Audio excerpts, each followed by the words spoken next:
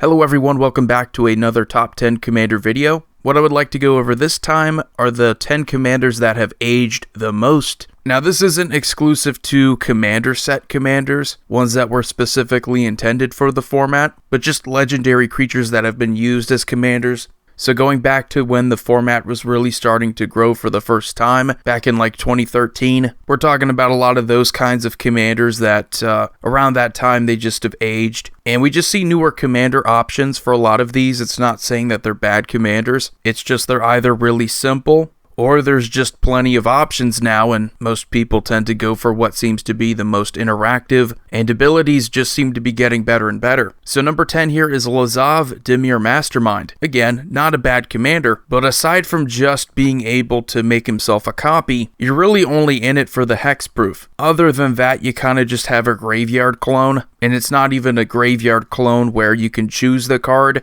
You have to depend on a creature going to a graveyard. Like when that happens, you're able to have them become a copy. So you have to play something like Mill in order to take advantage of this, or discard at the very least. Considering we have a newer Lazav who has a more interactive ability, and considering you can take advantage of cards that are already in the graveyard, not just newer entries, it gives you more deadlier commander damage options. And also, if you're going for Mill, there's probably a better option out there for you anyway. But believe it or not, go back to 2013, a hexproof commander was very powerful. It's kind of like Animar, where you have protection from white and black. You need something like a board wipe, or else you're kind of helpless to stop it. Number 9 is Malek. Is it Paragon? Again, I'm going to say this for pretty much every card on the list. Not bad commanders, just ones that have aged. And Malek has aged. I think Mizzix of the Ismagnus has also aged. So put that into perspective, I think that's a better commander. Malek is 6 mana to do something that is really just gimmicky. You know it's not going to work all of the time, unless you have something like a Scroll Rack or a Sensei's where you can make it easier to guarantee that the top card of your library is going to be an instant or sorcery you can cast. Whereas the other options for 6 mana elsewhere, you have commanders like Niv Mizzet, like any of them, or the Locust God, which I believe are better options in blue and red. You know, a 5/5 flyer or 4/4 flyer with better abilities is going to overshadow a 2/4 for 6 mana most of the time.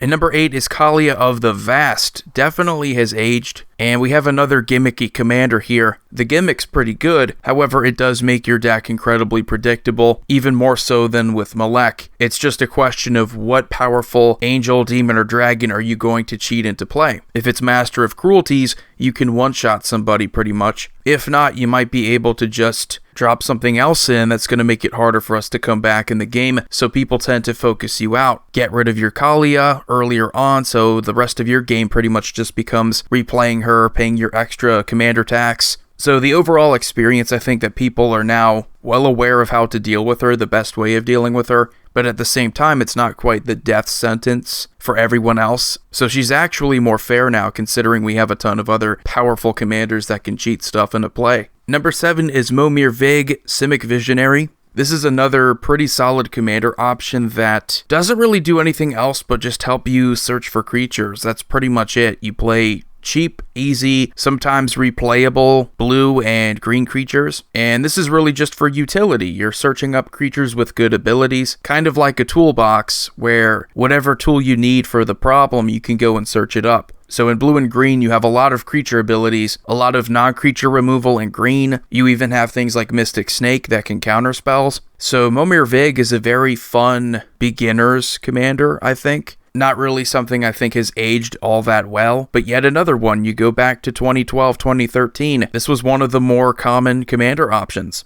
And then number 6, we have Mayel the Anima. Again, we have another pretty common commander option that you used to see a lot if you go back to 2012, 2013, and the whole Shards of Alloro block. I don't know what it is, but we saw a lot of pretty cool commander options that just don't really hold up as well today as they did then. And Mayel definitely is a perfect example of this. You have a 6 mana tap ability, which is already not a good sign. You need a haste enabler at the very least to make this better. You get to look at the top 5 and you put a creature card with power 5 or greater onto the battlefield. So you can cheat into play a big creature after looking at the top 5 of your deck. That's good. I mean, cheating into play, we talked about that with Kalia. That's pretty impressive. However, that's a 6-mana ability. If you have to keep playing your commander over and over again, that's a very easy strategy to interrupt. It's kind of like with Kalia, where if your commander is too much of a pain to keep replaying, you're just going to fall back on the rest of your deck, which is just going to be good stuff Naya, just massive Naya creatures. With Kalia, it was massive angels, demons, and dragons, so once you're in the late game, you're pretty much good to go. Number 5 is Thraxmundar. Here we have another one from that same block. This could also be used as an argument against something like Sheoldred, but Sheoldred is more flexible. You can throw her into just about whatever deck you want to play in black. Thraxmundar, being 3 colors and really just a good commander option, has shown some pretty serious signs of aging. I remember people used to be afraid seeing Thraxmundar, but we have so many token decks now, so many decks that have easy creature production, easy reanimation, so that sacrificing a creature isn't really that big of a deal. And so what if Thraxmundar gets an extra counter? The Thraxmundar deck has likely committed to commander damage, so if my only goal is to just stop your commander damage, that has definitely become a lot easier to do current year. So the constant need to sacrifice a creature used to be a pain. Again, talking about Sheoldred, having to do that quite often was one of the deadliest things, because sacrifice removal, you can't really get around that. There are very few cards that stop that. But now it's come to the point where it doesn't really matter as much. So number 4 is Sketherix the Blight Dragon. And if there's anything that is aged, it is Infect. Infect gets pretty much no support. But the strategy is very similar to commander damage, where you have to commit, and you commit to it in a way that is actually kind of detrimental to the rest of your strategy, because if you don't commit to Infect, you just wasted your time. If you can't deal the 10 Infect, then there's no point of putting poison counters on your opponents if you have no way to proliferate or do anything like that. So the problem with Sketherix is that not only do you have the same issue here where the strategy depends on your Sketherix, but it also depends on you having enough support for Infect. Because if you have to rely on your other creatures that can't Infect, then you're just dealing damage for the sake of dealing damage. It doesn't really mean anything. So on top of that, Sketherix is also one of the most hated commanders on this list. More hated than Kalia, more hated than even Atraxa, other Infect potential commanders. Because right away, everybody knows exactly what you're going to do. There's no hiding it. You wouldn't be playing this commander if you weren't trying to poison someone. And number 3 is Alloro Ageless Ascetic. I think this is a very powerful commander still, but he's actually shown some signs of aging. Gaining 2 life on your upkeep,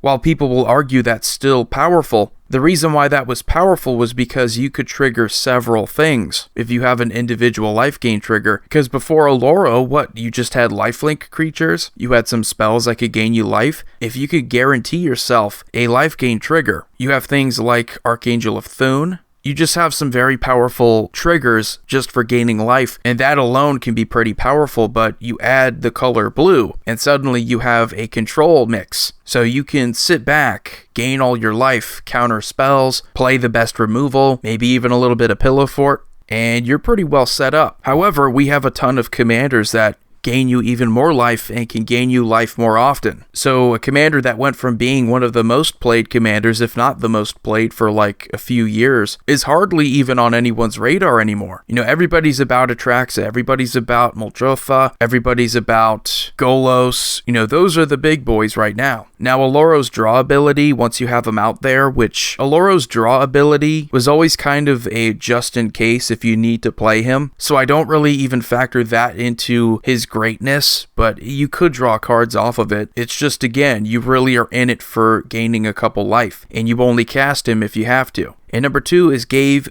Guru of Spores. Now, as soon as Commander 2013 came out, it really made Gave look inconvenient, because if you're not getting extra value for playing your commander multiple times, only getting 5 counters seems like a letdown. If you have to pay 9 mana for Gave, you should be getting more than 5 counters. So this is an older design. Newer cards are taking advantage of the commander tax in fun and interesting ways. So the old strategies with Ashnod's Altar, Parallel Lives, anything that can double counters like a doubling season, that's pretty much all you really have with Gave is the combos. You could go for a Saproling strategy, a Fungus strategy, something like that. But what we have here is essentially just a relic from the first commander set. You can make a pretty good +1/+1 counter deck still, But we already have better +1/+1 counter commanders. We have better token commanders. As I said at the beginning of the video, abilities just keep getting stronger, and Gave just hasn't really kept up.